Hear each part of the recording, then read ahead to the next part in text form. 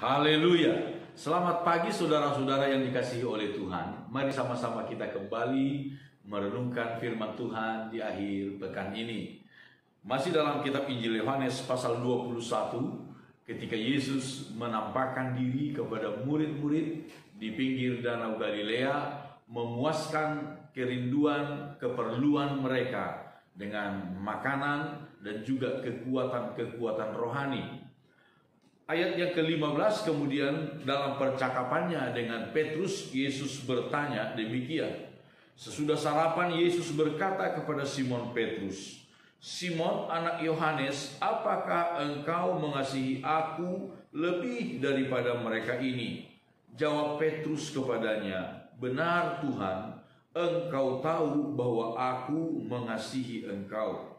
Kata Yesus kepadanya, "Gembalakanlah domba-domba." Saudara-saudara yang dikasihi oleh Tuhan, 3 kali Yesus bertanya seperti ini kepada Petrus. Dan pertanyaan ketiga kita tahu bahwa Yesus kemudian atas keterbukaan Petrus, Yesus bersedia menurunkan tingkat tuntutannya, permintaannya. "Apakah engkau memfileo aku?"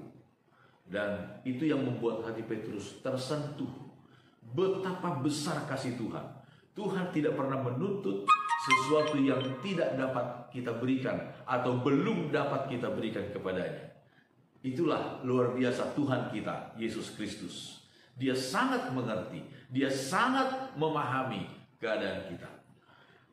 Tetapi hal yang berikut kita melihat di sini, saudara-saudara, kasih bukan hanya sekedar diucapkan. Tetapi ada satu tuntutan konkret kalau kita berkata kita mengasihi Tuhan. Ada satu perbuatan, tindakan yang nyata yang ingin dilihat oleh Tuhan kalau kita berkata kita mengasihi Tuhan. Di sini Petrus berkata, "Benar Tuhan, engkau tahu bahwa aku mengasihi engkau." Lalu apa jawab Yesus? "Kalau demikian, gembalakanlah domba-domba." Ada satu tindakan yang konkret kalau kita berkata kalau kita mengasihi Tuhan. Mengasihi bukan hanya sebatas kata-kata belaka. Kalau hanya sebatas kata-kata belaka, saudara-saudara, itu namanya rayuan gombal. Itu namanya rayuan gombal. Tetapi kasih selain diungkapkan dengan perkataan, juga harus ada tindakan nyata, bukti bahwa kita benar-benar mengasihi. Dan untuk Petrus, dalam konteks Petrus, Yesus berkata, "Gembalakanlah domba-domba." Kita bersyukur saudara-saudara, bagaimana Petrus menjalankan perintah dari Tuhan, tugas dari Tuhan, sebagai bukti dia mengasihi Tuhan. Di dalam kitab Petrus kita melihat saudara-saudara, 1 Petrus pasal yang ke-5, dia berkata, dia menasihati para gembala yang junior pada masa itu. Petrus sebagai seorang rasul, dia juga seorang gembala, pemimpin dari gereja pada zaman itu. 1 Petrus pasal yang ke-5 ayat 1, "Aku menasihatkan para penatua di antara kamu. Aku sebagai teman penatua dan saksi penderitaan Kristus, yang juga akan mendapat bagian dalam kemuliaan yang akan dinyatakan kelak. Gembalakanlah kawanan domba Allah yang ada padamu, jangan dengan paksa, tetapi dengan sukarela, sesuai dengan kehendak Allah, dan jangan karena mau mencari keuntungan, tetapi dengan pengabdian diri.